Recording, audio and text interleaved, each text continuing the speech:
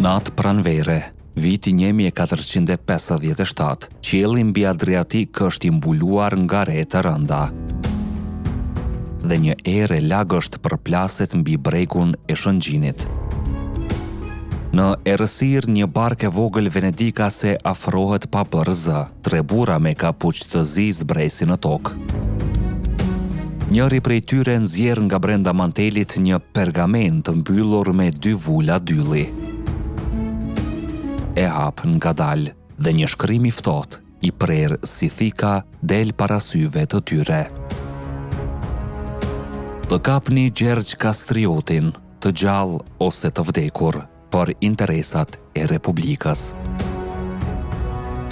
Ky është qasti ku Republika e Venedikut, dikur aleate, vendosi të tradhtoi njeriun që kishte shpëtuar kufit nga pushtimi osman për më shumë se një dekadë. Një plan i ndërtuar në heshtje, larg syve të botës, një komplot që mund të kishte ndryshuar historinë e shqiptarëve përgjithmonë, sikur të mos dështonte në mënyrën më spektakolare. Pëlqejeni videon dhe abonohuni në kanalin ton nëse doni më shumë histori që të trondisin shpirtin. Tani le të vazhdojmë.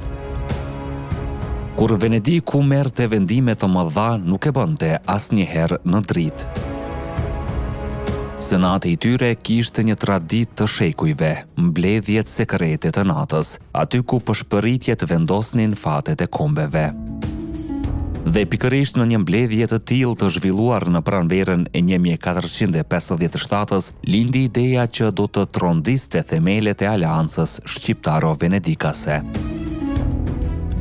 Skënderbeu ishte bërë shumë i fuqishëm. Fitoria e tij në Torviol, në Mokër, në parësi të shumta shqiptare, kishte ngritur një emër të frikshëm. Tregtarët venedikas që lëviznin në lezhë e Shëngjin po paguanin taksa më të larta.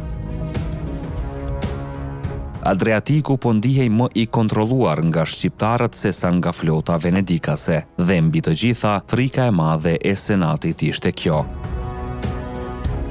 Nëse Skënderbeu fiton luftën kundër sultanit, ai do të bëhet i pakontrollueshëm. Kjo nuk duhet të ndodhë, ka shkruar njëri nga këshilltarët e senatit në raportet e fshehta. Republika duhet të marrë masa të menjëhershme. Kjo fjali do të kthehej në bazën e një komploti që ka mbetur i fshehur për shekuj. Senati urdhëroi hartimin e një plani të posaçëm, jo një luftë të hapur. Jo, atë nuk e përballonin dot, sepse duhej të shpjegonin pse po e sulmonin aleatin e tyre. Përkundrazi, duhej një operacion i qetë, i pastër, i padukshëm. U vendos rekrutimi i 4 llojeve të agjentëve. Tregtar që lëviznin lirisht në trojet shqiptare, ushtar venedikas të veshur si fshatar vendas, shqiptar të korruptuar, të blerë me arë, dhe mercenar të përdorur më parë në operacionet e errëta në Dalmaci. Synimi ishte i qartë. Skënderbeu duhej rrëmbyer gjatë një udhëtimi, gjatë një nate festimi ose gjatë një takimi diplomatik. Venediku dinte mirë se si t'i fshihte gjurmët. Ata planifikuan të akuzonin ndonjë kapetan shqiptar për krimin ose ta paraqisnin ngjarjen si një atentat të osmanëve. Për ta rëndësi kishte një gjë: Skënderbeu duhej të mos ishte më faktor në Adriatik. Por ajo që senati nuk dinte, ishte se Shqipëria nuk kishte tokë që nuk e dëgjonte furtunën. Në oborin e Skënderbeut kishte sy që shikonin larg, vesh që dëgjonin më shumë se ç'duhej dhe njerëz që i kishin besuar jetën e tyre. Në fillim erdhën disa raporte të çuditshme. Tregtar venedikas bënin pyetje që s'kishin kuptim. Disa të panjohur kërkonin informacione për udhëtimet e Kastriotit.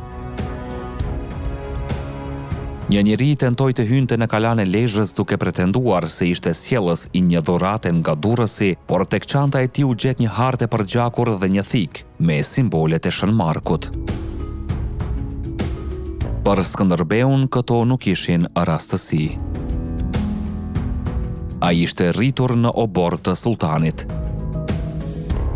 Dinakërinë e politikës e kishte mësuar aty ku djalli i mbarte rrobat. Kur mori informacionin e parë të qartë, Skënderbeu vetëm qeshi në heshtje. Ata mendojnë se unë jam pasy, tha në takimin me këshilltarët dhe vazhdoi.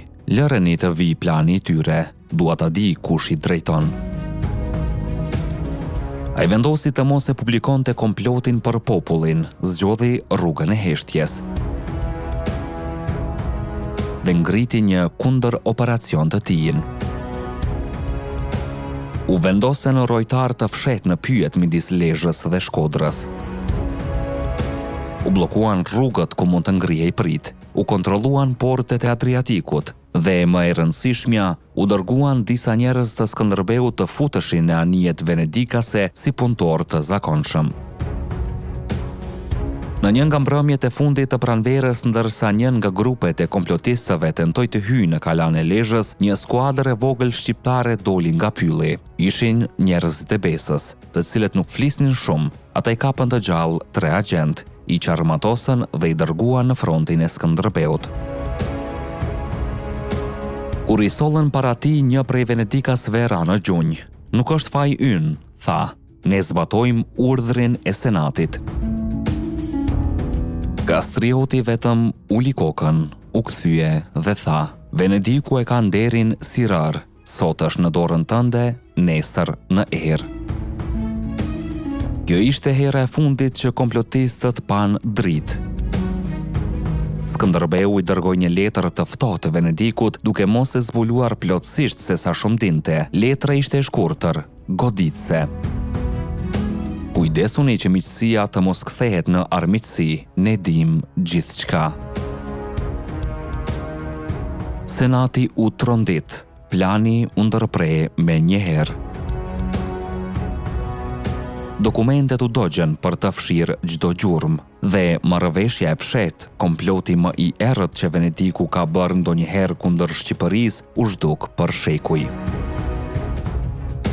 Drisa historianët venedikas dhe Osman e rindërtuan shumë më vonë. Nëse komploti do të kishte sukses, Shqipëria do të kishte mbetur pa udhëheqës në kulmin e luftës dhe Ballkani sot do të fliste një histori krejt tjetër. Por historia nuk bëhet me nese, sepse njerëzit e besës nuk lejojnë tradhtin të kaloj lumin.